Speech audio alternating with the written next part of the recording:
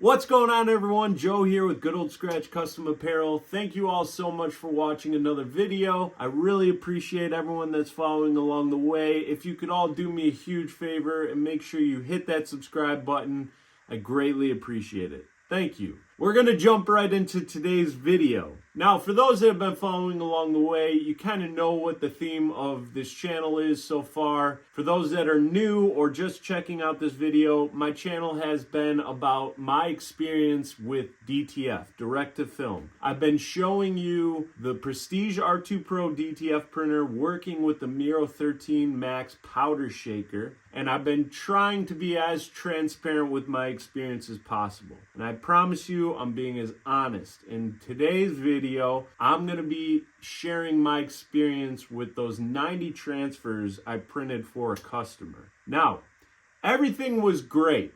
On my end, you guys saw it in the video. I showed you how it was. The prints were all fantastic. They came out exactly how I thought you would need them, right? Now, I want to give a huge shout out to the customer that got the 90 transfers. Creative Haven Designs, big shout out to you. Now, being new to the DTF experience, I want to show you guys what I go through, whether it's good or bad. And I'm kind of in this position right now where I experienced the first negative side of things, and I'm not sure why.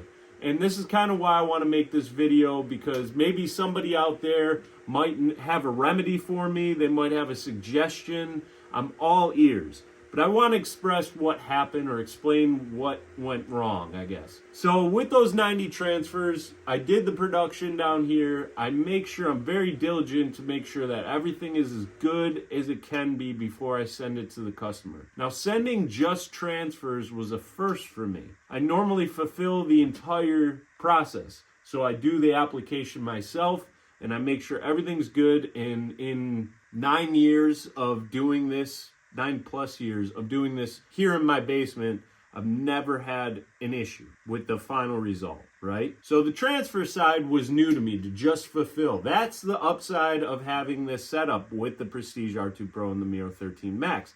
They're workhorses. They're made so that you can do production runs of transfers and offer that to customers that might just have a heat press. So this was a first for that. And I had the file provided by the customer, and I'll show you that here.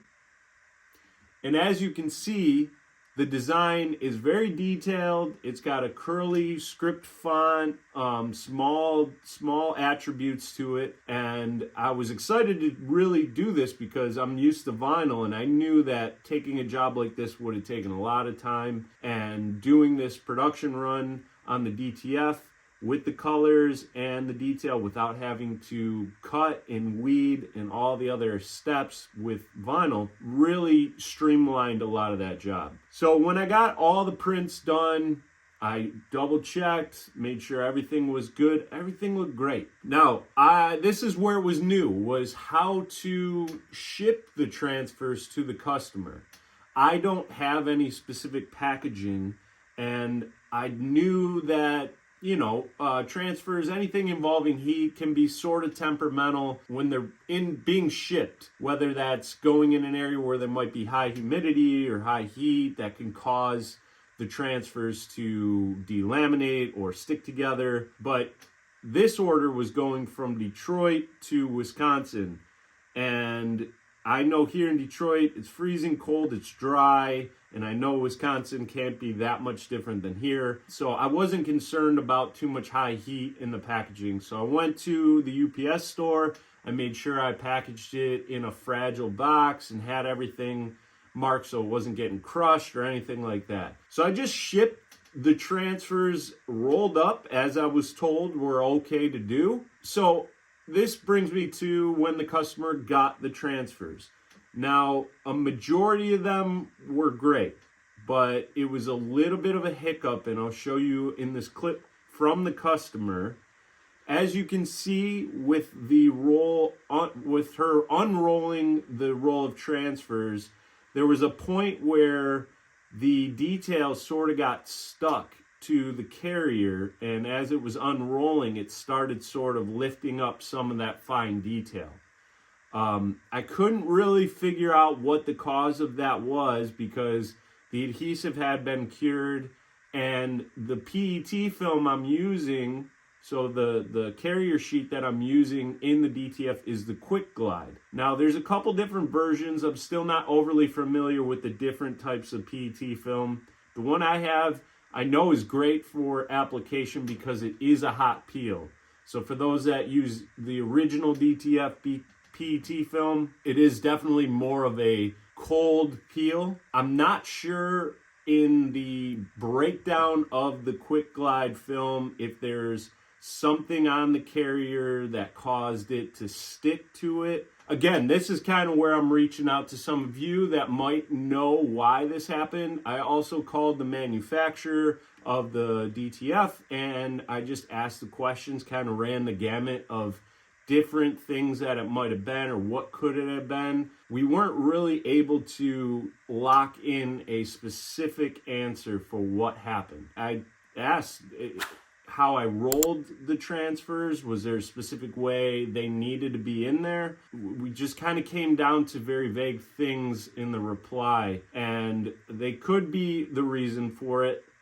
It's hard to tell, but it all kind of was brought back to the production side, which I was very diligent on making sure that everything looked great and everything was good before I sent it off. Because if I noticed any sort of lifting or anything like that, I would have reprinted it. Yeah, this is kind of what I want to just share with you, that there was a little bit of a hiccup. We were able to get it all worked out with the customer. She was very patient and worked very well with me. Unfortunately, it was a job that she needed right away. So by the time she got them and needed to get the applications done, she really needed, I think we had about 13 that were unusable. She needed to get them done right away. So I wasn't able to get the fixed transfers to her. So I just refunded part of that order back to her.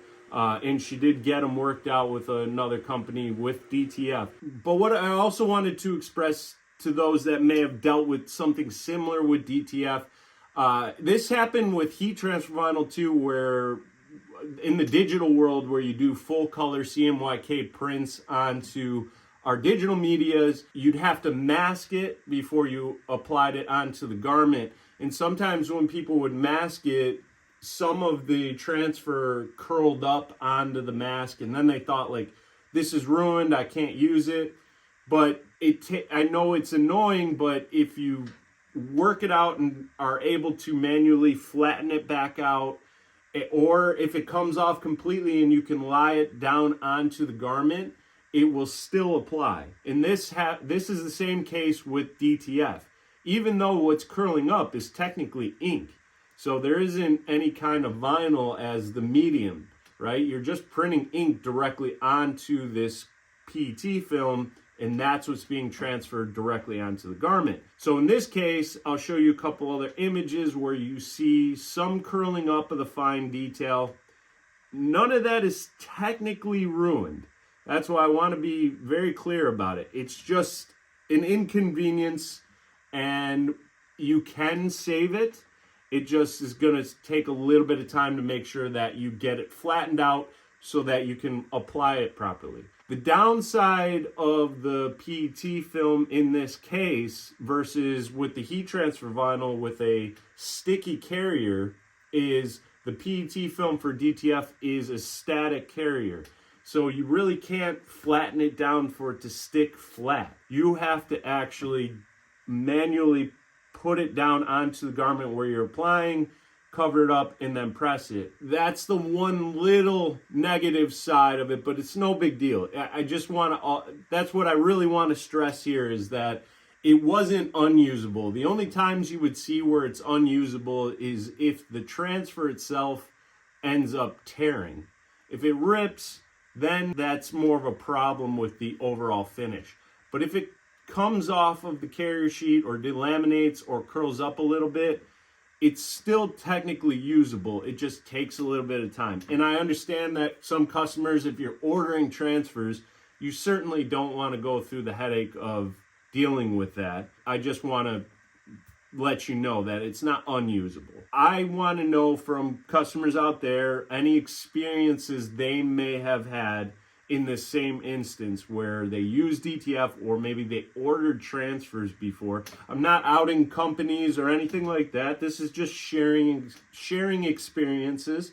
So please leave in the comments some experience you might have had where something like that happened, where you got the transfers and you noticed that there was some parts of your design that was kind of curling up, and how did you react to it? Did you know that it was okay, that you could apply it? How did you apply it? I also want to know from customers that have the same DTF setup that might have recommendations for myself and other viewers here of how to properly avoid doing that again in the future. I'm definitely someone that takes pride in the quality of my products. Anything I do for a customer, I just have to make sure that there's no problem.